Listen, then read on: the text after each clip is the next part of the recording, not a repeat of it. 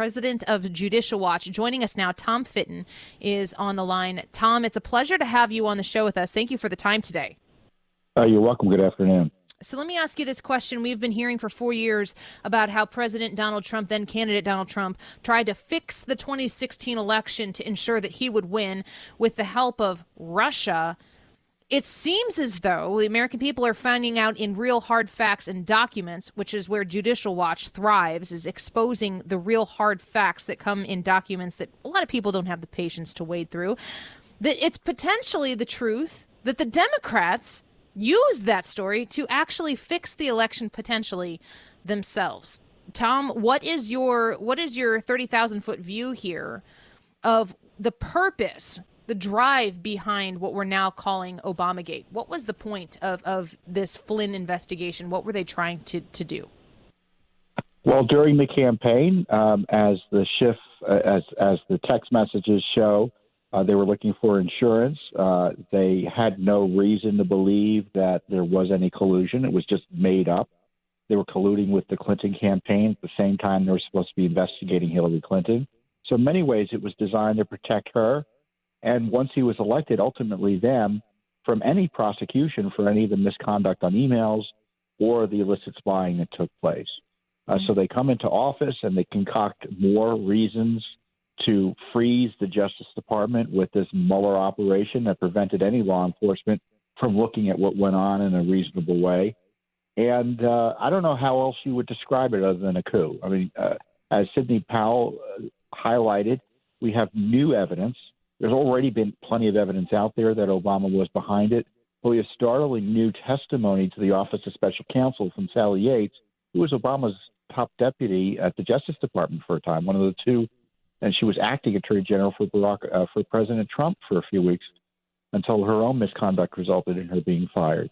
But Yates said that he discussed the Flynn issue in the Oval Office with Barack Obama. And it was unusual in the sense that Obama knew about the wiretapping on Flynn and the content of the call. And he talked about somehow treating Flynn differently or the White House differently. And in retrospect, she tied it to the Logan Act, which was a fraud of a law in the sense it's never been prosecuted in modern American history. And it made sense to her in light of the targeting of Flynn on the Logan Act and the subsequent activities by Comey in targeting General Flynn with that ambush interview. We're speaking with Tom Fitton, the president of Judicial Watch. Check out their great work at judicialwatch.org.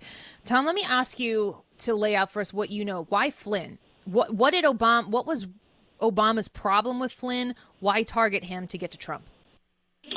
Well, Flynn was a whistleblower in essence. He saw what the intelligence community was up to, especially how it had metastasized under President Trump, under President Obama, and he saw what was going on in the Middle East, for instance, and also he became an easy vehicle for getting at Trump, and so it was a twofer.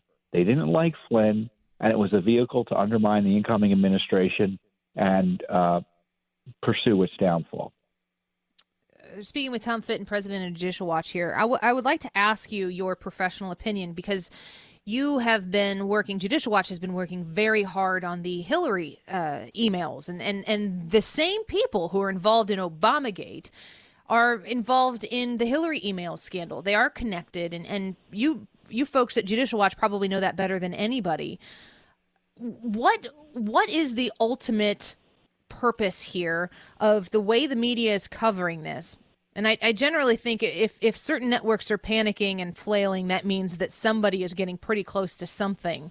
But suggesting that Fox News is covering this Flynn story more than the thousands of deaths of Americans from coronavirus right now, and trying to belittle this and put it in the corner and make anybody who's paying attention to this, probably like Judicial Watch, look like they're being petty and that they're paying attention to something that isn't important. The President of the United States is saying this is bigger than Watergate. Where do you put this scandal on that spectrum? Oh, it's much worse than Watergate. It's the worst corruption scandal, political corruption scandal in American history. Never before has a president used all of his intelligence agencies in such an aggressive way to try to take out his successor They were spying on him while he was running, after he was running, and even after he became president. And they were maliciously targeting him despite knowing he was innocent. There's nothing comparable in it. There's nothing comparable in American history. And the legacy media, the left-wing media, many of them were co-conspirators in the illegal classified leaks designed to push this conspiracy forward. So they're not, they're not disinterested parties here.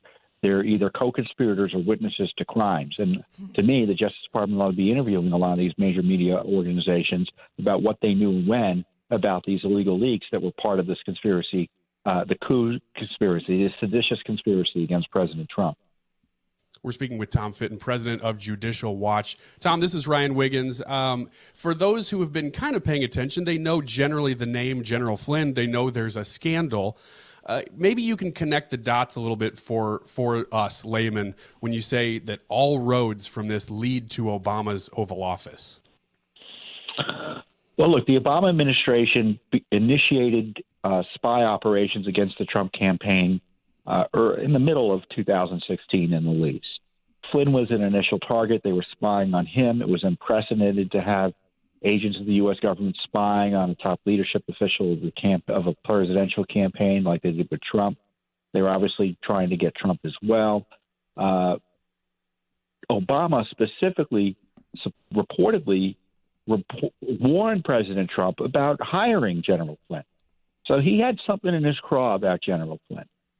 And then after Trump wins, Obama brings all the intelligence agencies in and puts them on a crash effort, in my view, just to smear Trump with allegations that the Russians wanted him to win. So they had that false abuse being targeted at Trump. And then we go back to that Oval Office meeting in the beginning of January 2017, where Obama, Biden, the entire operation of the Obama machine are in the Oval Office talking about General Flynn, the Trump dossier, and what flowed out of that meeting. Both Comey ambushed Trump the next day with dossier information, and a few weeks later, just as the president took office, they ambushed Flynn with that illicit interview of him by FBI agents. Yeah. And of course, Flynn was the national security advisor for Trump. This was a strike at the heart of the Trump White House. Yeah, I mean, the connections that are being now made in public with a lot of these documents are pretty stunning. I want to ask you about the Attorney General William Barr, about the Special Investigator Durham, Grinnell, all of the people who are involved in this situation now. We are seeing the left-wing agenda-driven media often suggesting that it's shameful what this Justice Department is doing right now, that they're operating with political bias, that what they're doing right now is fully Trumpian, and it's blind to what justice really needs to be. Do you trust these gentlemen, these people who are in the place right now to continue to push this into the forefront and bring the appropriate people to justice? You mean the Justice Department or the media? The Justice Department, William Barr, Durham. Are they? I mean, they seem as though they've been full speed ahead in the midst of a pandemic, in the midst of an impeachment. They have not been hindered in this process. Will they be able to get to justice in spite of this agenda-driven media? I don't know. I'm not confident there'll be significant criminal prosecutions. There may be an FBI official, lower ranking, relatively speaking, and not well known, that gets caught up here. But I'm not seeing evidence that there are serious criminal investigations targeting the leadership of the FBI like Comey or McCabe or Brennan or people like that. They've been asking questions about maybe a few of those issues related to them, but that's far, far away from any criminal prosecution. So maybe something will happen tomorrow, and there'll be a bunch of grand juries, and we'll see all the witnesses coming in and all the lawyers yelling about it. But, those are the hallmarks of a serious criminal investigation, and I'm not seeing any of them. Yeah. Well, one last question before we let you go. Speaking with the president of Judicial Watch, Tom Fitton, in what we know now about the details behind this potential coup, as it's been called, how necessary has it been for these media members who participated in the leaks? And a lot of these things got leaked to the media reported on them, and then the FBI was using the leaked material in order to justify further investigations. Could they have pulled this off without a media willing to help? The media was instrumental. I mean, as you point out, in the FISA warrants that were wrongly pursued and dishonestly and fraudulently pursued with the courts, they were highlighting media reports as separate pieces of evidence supporting the dossier, when in fact it was just a report on the dossier. So they relied on these. And when you look at the emails that we've been able to find, thanks to our Freedom of Information Act lawsuits, you see they were very carefully attuned to what was appearing in the media and when and how to react to it. So it was hand in glove with the deep state in the media and the coup sedition against President Trump. Well, we continue to watch judicialwatch.org for your hard work there, and very grateful that the people of Judicial Watch are willing to dig into this stuff and expose truth, because it's right. What I love about what you guys do is it's right there on plain paper. You can read it, you can expose it, and people can make decisions for themselves. And boy, do some of these documents just scream. So that's all we need to do is get them in front of the American people. Tom Fitton, thank you so much for the time today. We're very grateful for it. You're welcome. Thank you. Bye-bye. Thank you. You're welcome. Thank you. Bye-bye.